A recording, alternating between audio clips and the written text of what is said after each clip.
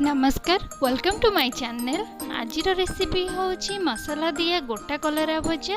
तो चलतु देखिए सहीटा मुझे केमी बनई टी नुआ स्टाइल बनई। तो चलतु रेसिपी स्टार्ट करिया। तो तापाई मु कौन कौन सब नहीं बनई देखी नवा।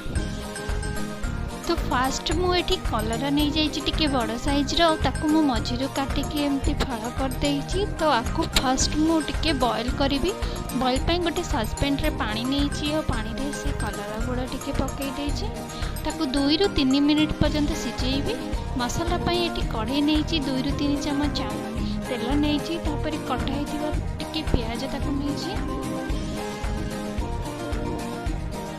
पियाजटा भल भाव भाजीला मुझे लंका गुंड हल्दी गुंड जीरा गुंड धनिया गुंड लुण ऐड करदेली। मसला गुड़ा भल भाव है मुझे रखी अदा रसुण सोरिष दिया बटा मसला को मुझे ऐड करदेवी और मसलाटा को भल भाव कषी पर्यंत छाड़देवी। मसलाटी भल भाव कषी है मुझे गोटे सिझा आलू रखी थी। तो गोटे सिझा आलू को ऐड करदेली।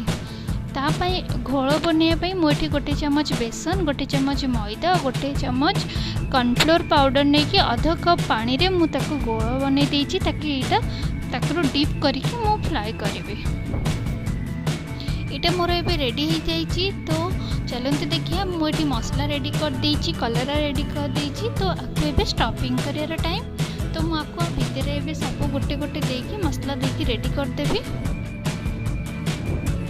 टिके अधिका करी मसला देले कलराटा पिता लागोनी आ टिके भल लागिबो। और मसलाटी देखंतु केते भल भाबरे मु टिके सुखिला टाइप रो कसीची।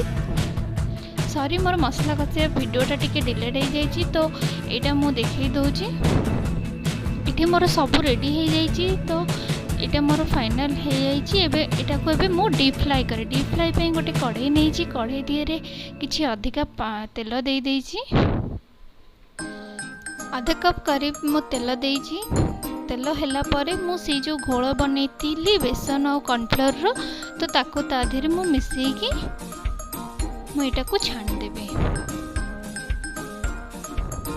तो कलराटा को आप बेसी सिझेबेनी ध्यान रखिए टिके 2 ରୁ 3 मिनिट ही सिझेबे ताकि तेल रे हमको फ्राई करार अच्छे। तो से सिझी जाए। देखो ये मोर भाजी होकर पूरा रेडी हो जाइए। तो देखो केते सुंदर नाली होकर भाजी हो जाइए। तो यहाँ पूरा मोर रेडी हो बहुत जल्दी भी हो जाइए। आप बहुत इजीली भी बन पारे। आपण चॉइस रे मसला देकी ये करेंगे जेहेतु मुझे सोरिष मसला देइछि। तो आपण चॉइस रे आपण मसला दे पारे। आ मु ता देहरे एठी ऐड करथिली गोटे सिझा आलू। तो आपण इच्छा आपण विदाउट आलू रे भी करि परिबे। देखंतु एठी मोर गोटे गोटे सब भाजी हो जाइछि और बहुत सुंदर हो जाइछि। तो चलते एबे देखिबा फाइनल लुक। देखो मोर यहाँ भजा हो जाइए। तो जदि वीडियोटी आपको पसंद आसला तो लाइक शेयर सब्सक्राइब करने जमा भी भूलें। मो चैनल को सब्सक्राइब करूँ पाखे बेल आइकन को क्लिक करूँ नुआ नुआ वीडियो आप पाखे। Thank you so much.